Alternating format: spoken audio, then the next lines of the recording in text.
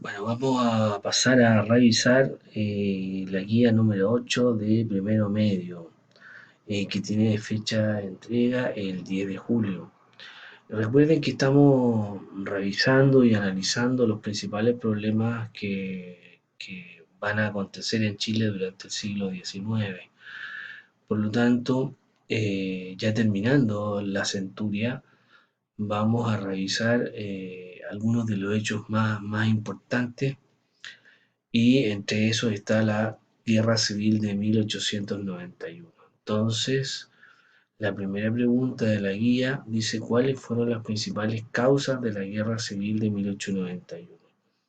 Y ahí quiero recordarles que si vamos al problema de más larga data, al, al, al, a la motivación más profunda, tenemos que ver que esto hunde sus raíces en la Constitución de 1833 y en el orden impuesto por eh, Diego Portales y el ideario de Diego Portales. ¿Por qué lo digo? Porque si bien de entre 1830 y 1860 el modelo portaliano había funcionado relativamente bien, con un presidencialismo muy fuerte, con una carga autoritaria muy importante. A partir de 1860, en la medida que los liberales empiezan a resurgir en la política chilena, paulatinamente ese autoritarismo presidencialista va siendo mermado, principalmente con varias reformas a la Constitución. Eso genera un problema entre el Ejecutivo, entre el Poder Ejecutivo y el Poder Legislativo, que se va a presentar ya desde el gobierno de Santa María.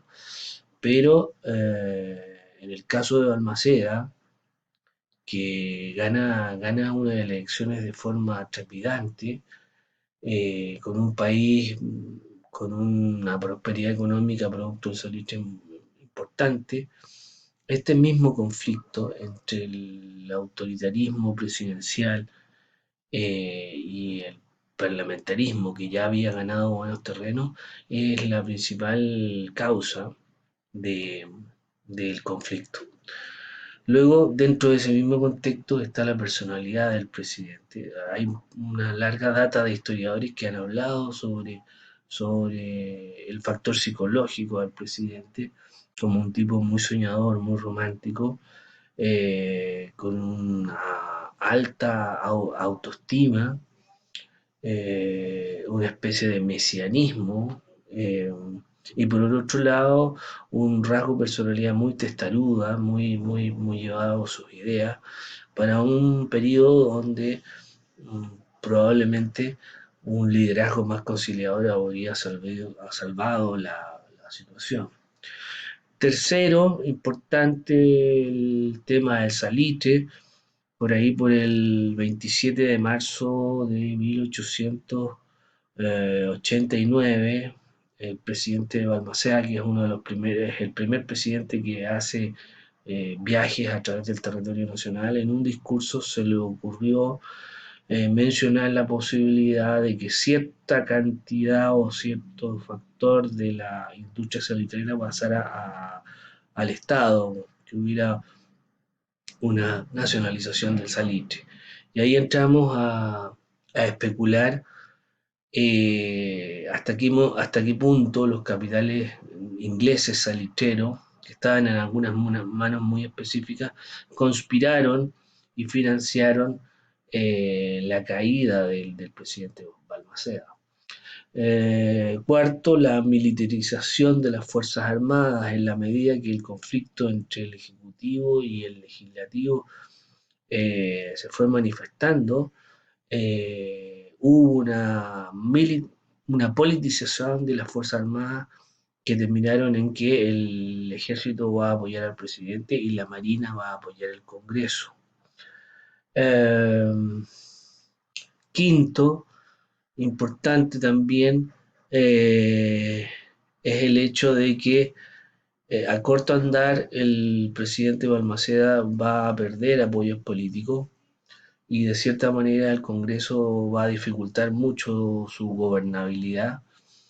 Eh, y lo más importante fue la ley de presupuesto, que como no fue aprobada, le aplicó el presupuesto del año anterior y eso era inconstitucional, y por lo tanto fue causa bellis o causa de la guerra directamente. ¿Ya?